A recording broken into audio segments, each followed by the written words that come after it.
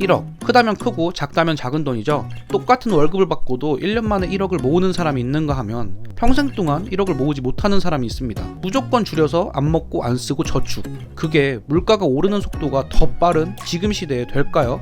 지금부터 제가 경험한 최단 시간에 1억을 만든 방법을 모두 알려드리겠습니다. 할 수 있을지 없을지는 직접 확인해 보시기 바랍니다.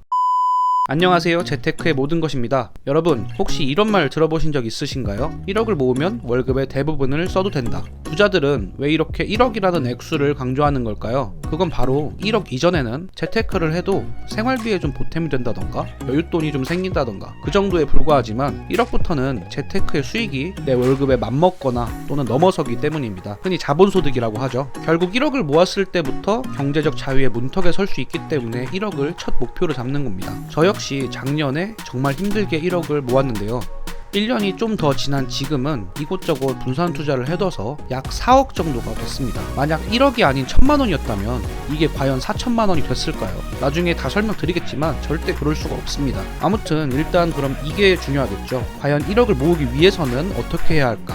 월급에서 생활비를 무조건 줄이고 안 먹고 안 쓰고 저축해라? 물론 저축도 중요합니다. 특히 예전에는 저축만으로도 집도 사고 노후 준비까지 다 됐어요. 그런데 지금은 어떻죠? 기본적으로 적금의 이자 자체가 거의 없습니다. 이자만 적은 거면 다행이죠. 요즘 코로나 때문에 전 세계에서 시장에 돈을 엄청나게 풀고 있습니다. 우리나라에서도 이번에 또 25만 원씩 싹 뿌렸죠. 이렇게 돈이 계속 풀리다 보니까 지금 이 순간에도 현금의 가치는 계속해서 떨어지고 있는 거죠. 돈의 가치는 하락하는데 다른 자산의 가치는 어떤가요? 유가 폭등, 집값 폭등, 비트코인, 주식, 금 전부 폭등하고 있죠. 다른 건 다 오르는데 열심히 모으는 내 돈의 가치만 하락하고 있어요. 이래도 적금이 답이라고 생각하시나요? 시대는 급변하고 있습니다. 시대의 흐름과 변화를 따라가지 못하면 당장의 소득이 좀 많건 적건 결국 뒤처지게 됩니다. 이제는 열심히 번다고 되는 시대가 아니라 현명하게 벌어야 되는 시대입니다. 불행 중 다행으로 시대가 변하면서 돈 버는 방법도 그리고 재테크도 정말 다양해졌고 새로운 기회도 많이 생겼습니다. 하지만 그 중에 과연 나도 할 수 있는 게 있는가가 관건이겠죠. 앞으로 제가 유튜브 영상을 통해서 월급이 많지 않더라도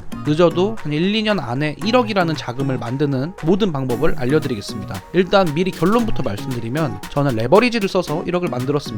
레버리지라고 하면 어렵게 생각하는 분도 계실 텐데요. 네이버에 검색하면 이제 이런 식으로 나오는데 솔직히 처음 보는 분들은 좀 이해하기 어려운 설명이죠. 쉽게 말하면 내 돈에 추가로 다른 사람의 돈을 더해서 수익률을 높이는 거라고 생각하면 편합니다. 제일 흔하게 볼 수 있는 레버리지 투자가 이제 부동산, 집을 사는 겁니다. 내가 1억이 있는데 2억을 대출받아서 3억짜리 집을 사면 3배 레버리지를 쓴 겁니다. 또는 1억이 있는데 4억을 대출받아서 5억짜리 집을 샀다면 5배 레버리지 투자를 한 거죠. 레버리지 장점은 적은 돈으로도 큰 수익을 낼 수 있다는 거지만 반대로 이제 실력이 뒷받침되지 않으면 순식간에 내 돈이 0이 돼버릴 수 있다는 그런 리스크가 있습니다. 그래서 보통 레버리지 상품에 투자를 한다고 하면 부정적으로 생각하는 분들이 많은데 저는 반대로 제가 10억, 20억이 있을 때 리스크를 감수하고 레버리지를 쓸 필요는 없지만 지금은 끼케야 100만원, 200만원 있고 이 돈이 없어져도 두어 달 고생하면 되는 돈인데 이걸로 리스크 관리 철저하게 하면서 한 달에 5%, 10% 수익 내는 거 사실 별 의미 없잖아요. 오히려 내가 공부하고 느낀 것들이 맞아 떨어진다면 레버리지를 썼을 때 두어 달이면 5배, 10배 수익을 낼 수 있는 가성비 있는 투자라고 생각을 했습니다. 물론 제가 이렇게 말씀드려도 고정관념에 사로잡힌 분들이 계실 거예요. 그런 분들은 자기 신념과 기준에 맞게 투자를 하시면 되겠죠. 투자의 정답은 없으니까요. 그래서 앞으로 유튜브를 통해서